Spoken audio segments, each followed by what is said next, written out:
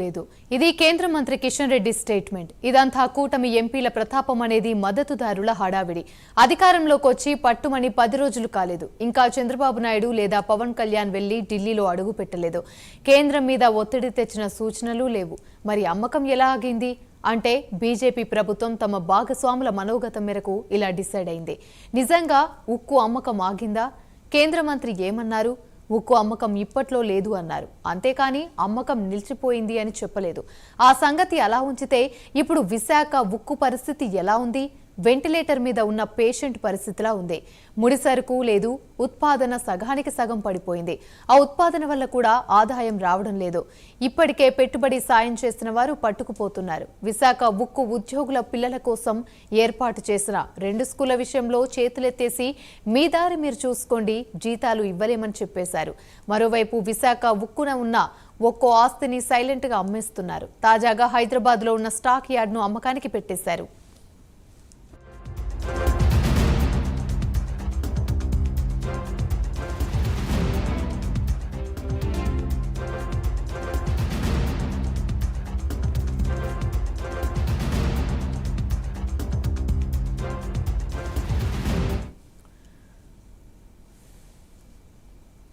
ఢిల్లీ, బెంగళూరు, ముంబై, హైదరాబాద్లో ఉన్న ఆఫీసులు, గెస్ట్ హౌజులు, స్టాక్ యార్డులు ఇలా రకరకాల ఆస్తుల అమ్మకానికి శ్రీకారం చుట్టారు.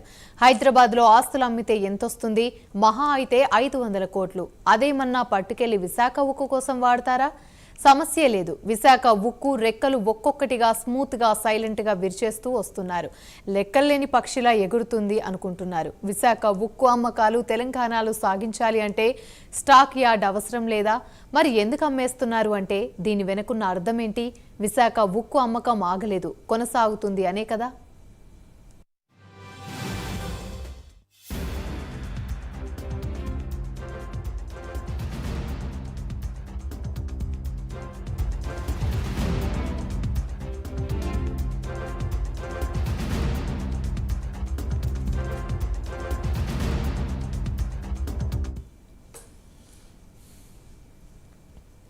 ఇప్పటికిప్పుడు విశాఖ ఉక్కును కొనడానికి ఎవరూ ముందుకు రారు. ఎందుకంటే భారీగా రేటు చెప్తారు కాబట్టి. ఈ రెక్కలన్నీ విరిచేసి కేవలం ప్లాంట్ను మాత్రం ఉంచి అప్పుడు కోట్ చేస్తే రీజనబుల్ రేటు పలుకుతుంది. కేవలం ఉత్పాదనకు మాత్రం వాడుకునేందుకు ఇప్పటికే ఈ వ్యాపారంలో ఉన్న ఎవరో ఒకరు ముందుకొస్తారు. వాళ్లకు ఆల్రెడీ మార్కెటింగ్ సదుపాయాలు అన్నీ ఉండే ఉంటాయి. వాళ్ళకి ఈ గెస్ట్ హౌస్లు, స్కూళ్లు ఇలాంటి భావబంధాలు ఏవీ అక్కర్లేదు. దీనివల్ల పడే ఉద్యోగాల భారం కూడా అవసరం లేదు. కేవలం స్కెలిటన్ విత్ స్కెలిటన్ సాఫ్ట్ను తీసుకుంటే పెట్టుబడి తగ్గుతుంది. ఈలోగా ఇలా ఒక్కో రెక్క కట్ చేసుకుంటూ కేంద్రం ఆదాయం తెచ్చుకుంటుంది.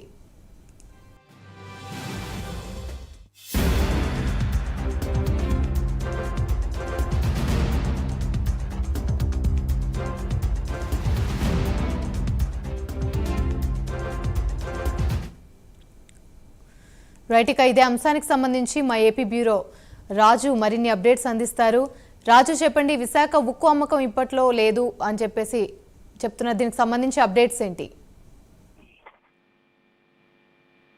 దీన్ని ప్రధానంగా చూసుకునేటప్పటికి విశాఖ స్టీల్ ప్లాంట్ వచ్చేటప్పటికి ప్రైవేటీకరణ జరుగుతుందంటూ కూడా గత ప్రభుత్వంలో చాలా ఊతర కొట్టిన సందర్భాలు ఉన్నాయి. అయితే దాని తర్వాత నుంచి ఎన్డీఏ గవర్నమెంట్ ఫామ్ అయ్యేటప్పుడు కానీ లేకపోతే దానికి బీజేపీకి సంబంధించినంత వరకు కూడా బీజేపీకి సంబంధించి పూర్తి స్థాయిలో బీజేపీ దానికి అమ్మకానికి పెట్టింది కనుక తప్పకుండా ఈసారి కూడా అదే స్థాయిలో బీజేపీ ఆలోచిస్తుంది. దానికి సపోర్ట్ గా జనసేన, టీడీపీ కూడా సపోర్ట్ చేస్తారనుకున్నారు. కానీ అటు నుంచి రివర్స్ అయిన తర్వాత అది కేవలం అమ్మకానికి కాదు, ప్రైవేటీకరణ కూడా చేయడానికి కాదు, ప్రభుత్వ హయాంలోనే కొనసాగుతుందంటూ ఇప్పటికే పవన్ కళ్యాణ్ 10 సార్లు కూడా చెప్పడం జరిగింది. దీనికి మద్దతుగా సీఎం చంద్రబాబు కూడా చెప్పారు. అయితే ఇప్పుడు ప్రధానంగా చర్చ జరుగుతున్న విషయం ఏంటంటే, అయితే ఎందుకు స్టీల్ ప్లాంట్ నష్టాల్లోకి వెళ్ళింది? ఎందుకంటే ఉక్కు పరిశ్రమకు సంబంధించినంత వరకు విశాఖ స్టీల్ ప్లాంట్ కి ఒక ఘన చరిత్ర ఉంది. అప్పట్లో ఆంధ్రాల హక్కు, విశాఖ హక్కు అంటూ కూడా చెప్పుకునే సందర్భాలు చాలా ఉన్నాయి. దీని నుంచి వచ్చిన తర్వాత ఈసారి ఎందుకు అది ప్రైవేటీకరణ చేయాల్సి వచ్చింది, దానికి సంబంధించి ఎటువంటి ఆటంకాలు ఉన్నాయన్న దాని మీద పూర్తి స్థాయిలో ఒక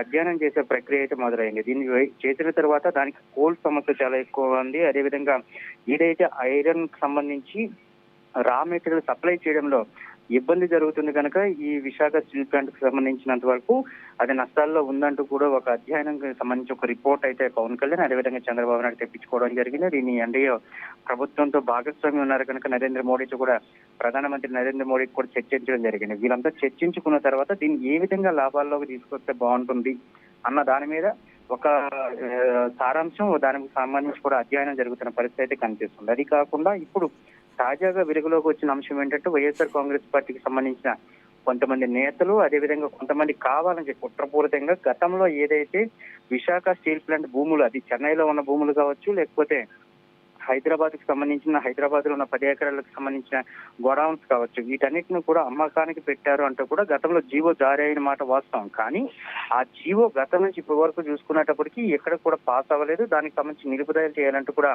ఎన్డీఏ ప్రభుత్వం ప్రధానమంత్రి కూడా దీనికి సంబంధించి పూర్తి స్థాయిలో కూడా ఆదేశాలు జారీ చేశారు. అయితే యథావిధిగా భూముల అమ్మకాలకు సంబంధించి జీవో అలాగే ఉంది. ఆ జీవో క్యాన్సిలేషన్ అయితే వెళ్లబోతుందంటూ కూడా పవన్ కళ్యాణ్ చెప్పడం జరిగింది. అదేవిధంగా దానికి సంబంధించినంత వరకు ఎన్డీఏ ప్రభుత్వం కూడా మద్దతుగా పలికింది.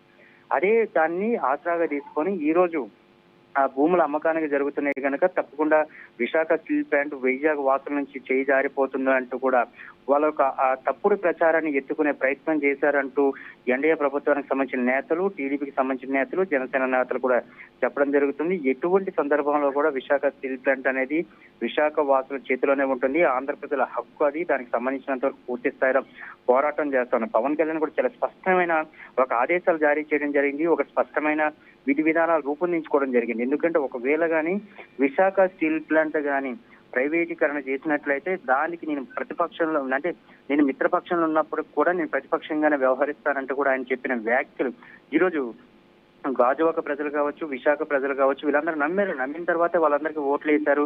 భారీ మెజారిటీతో గెలిపించడం జరిగింది. వీళ్ళందరూ గెలిచిన తర్వాత కూడా ఈరోజు దానికి కట్టుబడే ఉన్నామంటూ కూడా పవన్ కళ్యాణ్ చెప్పడం జరిగింది. చంద్రబాబు చెప్పడం జరిగింది. ఎవరైతే స్థానిక శాసనసభ్యుడిగా ఉన్న పల్లా శ్రీనివాసును కూడా ఈ రోజు టీడీపీ ఒక అధ్యక్షుడిగా రాష్ట్ర అధ్యక్షుడిగా చేయడం జరిగింది. అంటే వీళ్ళందరూ కూడా మాట ఇచ్చిన తర్వాత అటువంటి సిచ్యువేషన్ జరగదు అనేది ప్రతి ఒక్కరికి తెలుసు. కానీ ఏదో ఒక విధంగా దాన్ని మళ్ళీ రాజేయాలి, దానికి వచ్చిన తర్వాత నిప్పులు జరగాలి, దాని వరకు ప్రజల్ని దాని మీద కోపగుర్తులను చేయాలి. ఇవన్నీ చేయడం వల్ల ఏదైతే ఎన్డీఏ గవర్నమెంట్ కొత్తగా ఫామ్ అయింది దీని మీద ఉన్న ప్రజలకు ఉన్న వ్యతిరేకతని అక్కడ కొంచెంగా పెంపొందించాలంటూ కూడా వైఎస్ఆర్ కాంగ్రెస్ పార్టీ ప్రయత్నం చేస్తున్నట్టు అక్కడ స్థానిక ఎవరైతే స్టీల్ ప్లాంట్ కి సంబంధించిన నేతలు ఉన్నారో వీళ్ళందరూ చెప్పడం జరుగుతుంది. స్టీల్ ప్లాంట్ కి సంబంధించిన కార్మిక సంఘ నేతలు కావచ్చు లేకపోతే పార్టీలకు సంబంధించిన నేతలు కావచ్చు వీళ్ళందరూ కూడా ఈ రోజు వరకు మాకు సమాచారం లేదు, అటువంటిది ఏమీ జరగట్లేదు. ఇక్కడ పూర్తి స్థాయిలో కూడా మాకైతే స్టీల్ ప్లాంట్ మళ్ళీ ఆంధ్రప్రదేశ్ కి సంబంధించిన దానిగా ఉండబోతుంది. అయితే దానికి నిధులు అదేవిధంగా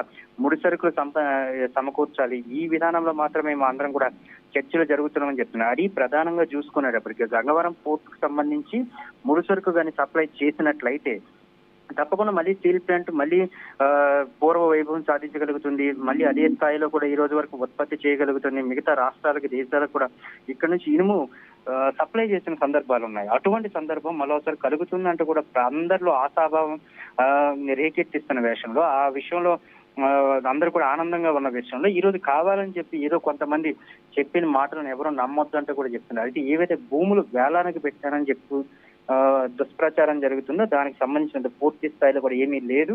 అది కేవలం గతంలో ఇచ్చిన జీవో. ఆ జీవోలో కూడా కేవలం ఇప్పుడు ఏదైతే స్టాక్ యార్డ్లు ఉంటాయో స్టాక్ యార్డ్లకు సంబంధించిన ల్యాండ్ అదేవిధంగా అక్కడున్న స్టాక్ దాని అన్నింటి మీద కూడా పూర్తి స్థాయిలో జీవో జారీ చేసి వేలంపాట వేయాలి, అదేవిధంగా ఆప్షన్ కి వెళ్ళాలి అంటూ కూడా ప్రభుత్వం అప్పట్లో ఉన్న అంటే గతంలో ఉన్న ఎన్డీఏ ప్రభుత్వం భారతీయ జనతా పార్టీకి సంబంధించిన ప్రభుత్వం అనుకుంది.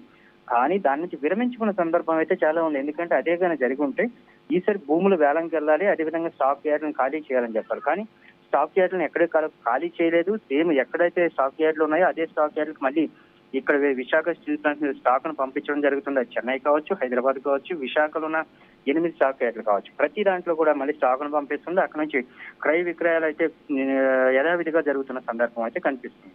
అటువంటి నేపథ్యంలో ఈ రోజు ఎవరో చెప్పిన విషయాన్ని అయితే ప్రజలు ఈ రోజు నమ్మే పరిస్థితులు లేరు. ఎందుకంటే ప్రభుత్వం ఎన్డీఏ ప్రభుత్వానికి సంబంధించి చాలా కూలంకుషంగా చర్చించారు. దీని మీద పూర్తి స్థాయిలో వాళ్ళకు ఒక అవగాహన ఉంది. దాంతోపాటు ఇప్పుడు ఏదైతే గంగవరం పోర్టుకు సంబంధించి మొన్నటి వరకు ముడి సరుకు ఇవ్వలేదు. ఎందుకంటే గంగవరం అనేది ప్రైవేట్ పోర్ట్, అది ప్రైవేట్ పోర్టుకు సంబంధించినందుకు అదానీ చేతుల్లోకి వెళ్ళింది. అదానీ చేతుల్లోకి వెళ్ళిన తర్వాత గత సంవత్సర కాలం నుంచి ఈ రోజు వరకు కూడా అక్కడ పూర్తిగా అక్కడ ఉన్న కార్మికులు కావచ్చు, లేకపోతే ఎంప్లాయీస్ కావచ్చు, అదేవిధంగా అక్కడ ఉన్న ఎవరైతే కార్మిక సంఘ నాయకులు కావచ్చు, వీరందరూ కేసులు పెట్టించుకున్నారు. జీతాల కోసం కానీ, వాళ్ళకి రావాల్సిన నిధుల కోసం కానీ పోరాటం చేస్తూనే వస్తున్నారు.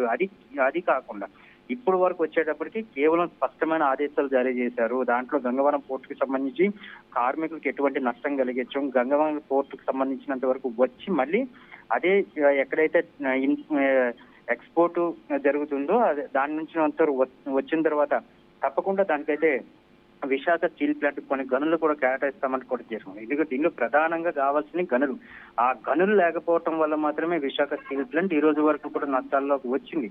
అటువంటి నేపథ్యంలో ప్రత్యేక గనులు కేటాయించాలి. గనులు కేటాయించినట్లయితే మాత్రం పూర్తిగా మళ్ళీ విశాఖ స్టీల్ ప్లాంట్ పూర్వ వైభవం వస్తుందంటూ కూడా ఒక ఆలోచన జరుగుతున్న నేపథ్యంలో పూర్తిగా గంగవరం పోర్ట్ నుంచి అక్కడికైతే సరుకు రవాణా జరగాలి. ఆ ముడి సరుకు రవాణా జరిగినట్లయితే పూర్తి స్థాయిలో మళ్ళీ చేరుకోగలుగుతారంటూ కూడా వాళ్ళు ఒక ఆలోచన చేస్తున్నారు. ఇప్పటి వరకు చూసుకుంటే విశాఖ స్టీల్ ప్లాంట్ కి సంబంధించిన భూముల క్రయ విక్రయాలు కానీ, లేకపోతే మిగతా దొడ్డిదారుల అమ్మటాలు కానీ అటువంటివి ఏమి జరగవు. పూర్తి స్థాయిలో కూడా ఇక్కడ ఉన్న ఎంప్లాయీస్ కావచ్చు, లేకపోతే కార్మిక సంఘ నాయకులు కావచ్చు, అందరూ కూడా భరోసా ఇస్తున్నాం. మీరందరూ కూడా ఇటువంటి ఇబ్బందులకు గురవ్వకుండా ప్రశాంతంగా ఉండండి అంటూ కూడా ఇప్పుడున్న ప్రజెంట్ ఉన్న ఈ ఆంధ్రప్రదేశ్ గవర్నమెంట్ అయితే పూర్తి స్థాయిలో వాళ్ళకి భరోసా కల్పించింది. దాని మీద వాళ్ళైతే చాలా హ్యాపీగా ఉన్న పరిస్థితి కనిపిస్తుంది.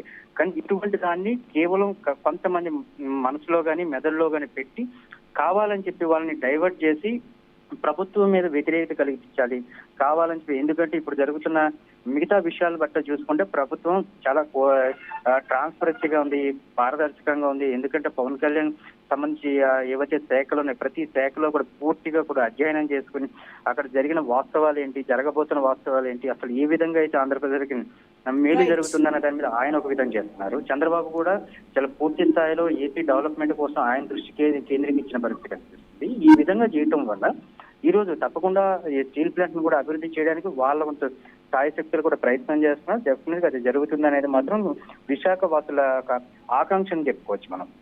Right, thank you Raju.